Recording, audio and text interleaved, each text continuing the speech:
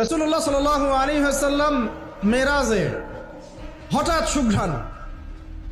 নবী সাল্লাল্লাহু আলাইহি ওয়াসাল্লাম বলছেন কোত্থেকে আসছে এটা? জিবরাইল আলাইহিস সালাম উত্তর দিচ্ছেন, এটা হচ্ছে ফেরাউনের মেয়ের চুল আঁচড়ে দিত একজন দাসী, যার হাত থেকে একদিন চিরুনি পড়ে গিয়েছিল। সে বলেছিল বিসমিল্লাহ বলে চিরুনি উঠিয়েছে, উঠে আবার আচরণ শুরু করেছে। এখন এর মেয়ে শুনে ফেলেছে, বিসমিল্লাহ বলে উঠিয়েছে। সেই মেয়ে ফেরাউনকে বলল যে আপনাকে বাদ দিয়ে এই দাসী আরেকজনকে ইলাহ মানছে। তখন সেই দাসীকে গ্রেপ্তার করা হলো। তুমি কার উপাসনা করছো, কার ইবাদত করছো? সে দাসী বলছে আমি এক আল্লাহর ইবাদত করি। কে আল্লাহ? যে আল্লাহ আমাকে সৃষ্টি করেছেন, যে আল্লাহ আমার রব, যে আল্লাহ আপনারও রব। ফেরাউনকে মুখের উপর বলে দিল। এবার ফেরাউন তাকে ধরে বলছে ফিরে আসো তোমার মতাদর্শ থেকে, না হলে তোমাকে জীবন্ত আগুনে পুড়িয়ে মার। কি বলছে? আগুনে পুড়িয়ে মার। তো সে ফিরে আসে না। তখন ফেরাউন দেখলো তার সন্তান সন্ততি আছে কিনা। সন্তানরা আমাদের সফট কর্নার না, সন্তানকে ডেকে আনা হলো। দুইটা বাচ্চা, দুইটা কি তিনটা বাচ্চা। বলছে ফিরে আসো, আমাকে ইলাহ বলে স্বীকার করো, না হলে তোমার সন্তানদেরকে আগুনে ফেলে দিব। সেই মহিলা বলছে আমার তো মাত্র 3টা সন্তান, আমার যদি এর চাইতেও বেশি সন্তান থাকতো তারপর আমি ফিরে আসতাম না। একে একে মায়ের চোখের সামনে এক এক করে বাচ্চাদেরকে জীবন্ত আগুনে পুড়িয়ে ফেলা হলো। শেষমেশ সেই মেয়েটাকেও, সেই দাসীকেও জীবন্ত আগুনে পুড়িয়ে দেওয়া হলো। নবী সাল্লাল্লাহু আলাইহি সাল্লামকে জিবরাইল আলাইহিস সালাম বলছেন ওই যে ফেরাউনের দাসী, অনেকে বলেছে তার নাম আসিয়া, এই নামটা কোরআনে নাই। নবীজি পেলেন তো? অন্য কোনো নবী পেয়েছেন? অন্য কোনো নবীর ক্ষেত্রে এটা দলিল পাওয়া যাচ্ছে না, কিন্তু নবী সাল্লাল্লাহু আলাইহি সাল্লামের ক্ষেত্রে দলিল পাওয়া যাচ্ছে। আচ্ছা, এটা গেল নবীর কথা। এই ঘটনা ঘটেছে মূসা আলাইহিস সালামের যুগে, আর নবী সাল্লাল্লাহু আলাইহি সাল্লাম ঘ্রাণ পাচ্ছেন মেরাজে। চিন্তা করতে পারেন কত বছর আগে ঘটনা ঘটেছে, আমরা জানতামই না। কিন্তু যদি মেরাজে নবী সাল্লাল্লাহু আলাইহি সাল্লামের কাছে সুঘ্রাণটা না আসতো। সুবহানাল্লাহ। এরপর কি? এটা তো নবীর ক্ষেত্রে গেল। সাহাবীদের ক্ষেত্রে কি হয়েছে? একজন সাহাবী যার নাম আনাস বিন নজর। কি নাম? আনাস বিন নজর। নামগুলো মনে রাখবেন। উহুদের মাঠে বিশাল যুদ্ধ হচ্ছে। আমরা জানি যুদ্ধের মধ্যে প্রথম দিকে মুসলিমরা প্রায় জয়লাভ করেই ফেলেছিল, কিন্তু একটা ভুল, অনলি একটা ভুল। কি ভুল? ওই জাবাল রুমার মধ্যে 50 জন তীরন্দাজ সাহাবীকে রেখে দেওয়া হয়েছে। নবীজি বলেছিলেন আমরা যদি মরেও যাই, আমাদের গায়ের গোশত যদি পাখি এসে খাওয়া শুরু করে, তোমরা নামবে না এখান থেকে।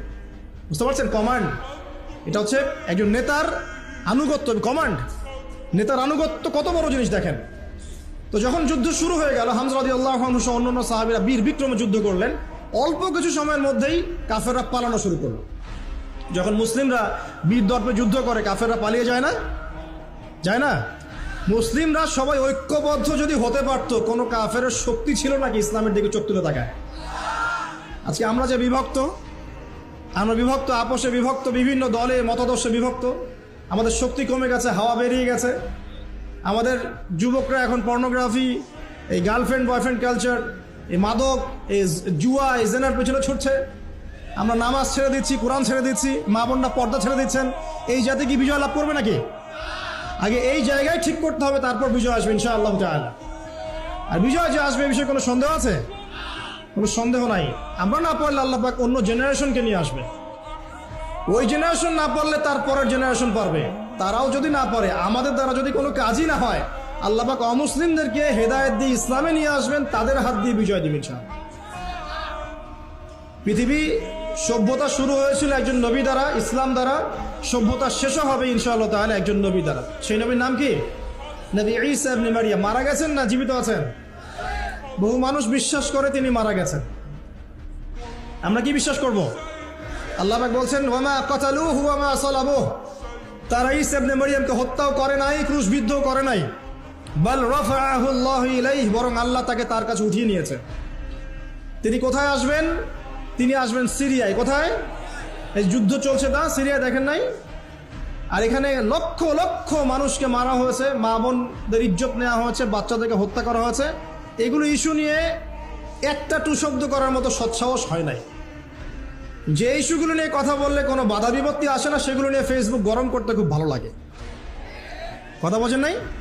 এই যে কয়েকদিন আগে এই যে হ্যালোইন একটা উৎসব হয়ে গেছে না, আরবদের নাকের ডগে আরবরাও করেছে না, একটা টু শব্দ করার সাহস হয় না। ট্যাটু শব্দ করলে সমস্যা, সাপোর্টটা কমে যাবে তো। তারপরে 2013 থেকে 22 পর্যন্ত ইয়েমেনের প্রায় 3.5 লক্ষ মানুষকে হত্যা করা হয়েছে, যার মধ্যে 60% হচ্ছে শিশু। এই ইস্যু নিয়ে একটা কথা বলার মতো সাহস ঘোমটার হয়নি। আর কি অসংখ্য ইস্যু আছে পুরো মুসলিম বিশ্বে, যেখানে তাকাবেন সত্যিকারের মুসলিমরা আজকে নির্যাতিত, নিপীড়িত, অর্থনৈতিকভাবে হোক, সামাজিকভাবে হোক, আপনার পারিবারিকভাবে হোক, ধর্মীয়ভাবে হোক, বিভিন্নভাবে তাদেরকে হ্যারাস করা হয়েছে। এই মাজলুমদের পক্ষে কথা বলার মতো সৎসাহস হয়নি। কোন ইস্যুগুলো নিয়ে কথা বলতে পছন্দ হয়? ছোটোখাটো যেগুলো নিয়ে কথা বললে খুব মজা পাওয়া যায়, 2-4 লাইন কমেন্ট করা যায়, কাউকে অপদস্থ করা যায়, কারো ইজ্জত ধুয়ে দেওয়া যায়। বাস্তবতা কি জানেন? বাস্তবতা হচ্ছে আল্লাহ রাব্বুল আলামিন যখন কাউকে কবুল করে নেন, সারা দুনিয়া মিলেও তার কোনো ক্ষতি করতে পারে না। আরেকটা বড় কথা বলি, মানুষের একটা কথা আছে যে স্পিরিচুয়াল প্রেজেন্স, মানে আধ্যাত্মিক উপস্থিতি বলে একটা কথা আছে। মানুষের ব্যক্তিগত প্রেজেন্সের চাইতে ইম্পর্টেন্ট। কি বুঝাচ্ছি? ইব্রাহিম আলাইহিস সালাম কিন্তু বেঁচে নাই, বেঁচে আছেন?